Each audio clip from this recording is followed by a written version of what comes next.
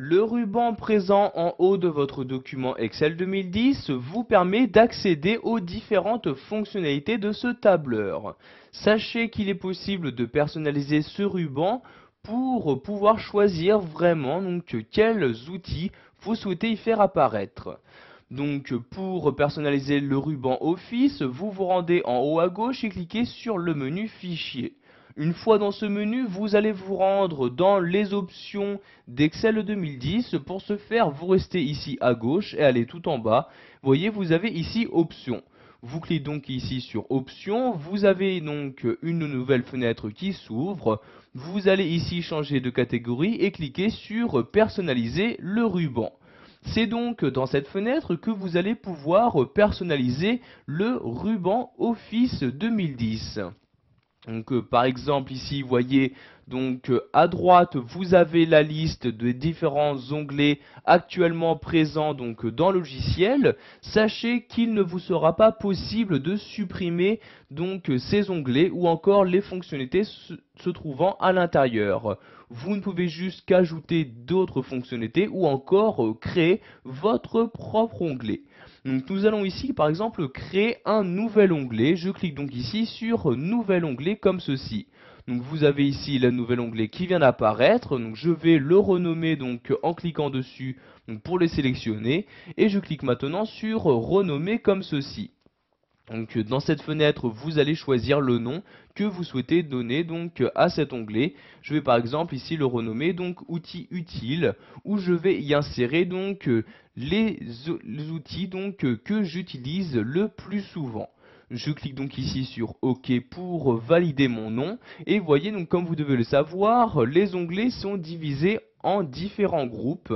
Donc ici il y a un premier groupe qui a été créé en même temps que l'onglet, groupe que je vais renommer en cliquant ici sur renommer.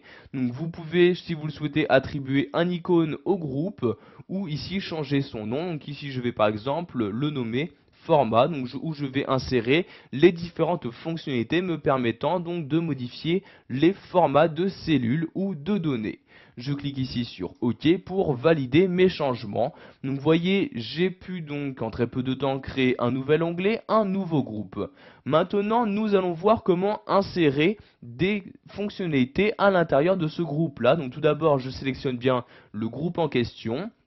Et je vais maintenant choisir dans la liste de gauche les différentes commandes que je souhaite insérer. Donc ici vous avez ces différentes commandes. Pour choisir quelle commande faire apparaître dans cette liste-là, vous cliquez sur la flèche et vous avez donc ici les différentes commandes. Donc soit les commandes courantes, toutes les commandes d'Excel, les commandes se trouvant dans l'onglet Fichier, les commandes se trouvant dans les onglets principaux, etc. Donc ici je vais rester sur commande courante et je vais par exemple insérer les modifications de couleur de police. Je clique donc dessus, puis je clique ici sur ajouter. De même ici couleur de remplissage, ajouter comme ceci. Donc ici je vais également modifier le format de cellule, format de cellule, je clique dessus pour le sélectionner, puis je reclique encore une fois sur ajouter. Donc je vais par exemple ici ajouter ces trois fonctionnalités dans ce groupe là. Donc fonctionnalités que je peux choisir leur ordre d'apparition. Donc par exemple ici format de cellule, je souhaite le faire apparaître en première position. Je le sélectionne et je clique ici sur la flèche du haut. Donc ici encore une fois, et voyez donc maintenant cet outil apparaît bien en première position.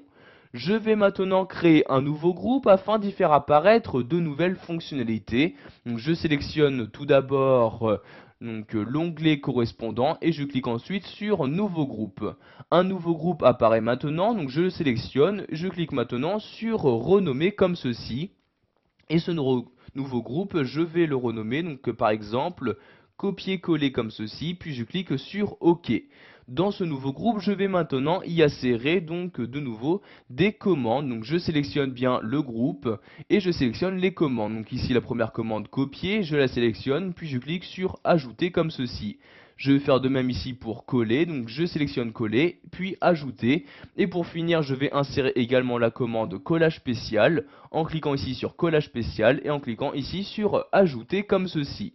Donc maintenant je vais m'arrêter là pour ce nouvel onglet et je vais donc cliquer sur OK pour donc procéder à la création de cet onglet. Donc vous voyez ici l'onglet apparaît maintenant en deuxième position. Donc outils utiles, je clique dessus et apparaît bien donc dans cet onglet les différentes fonctionnalités que j'ai choisies.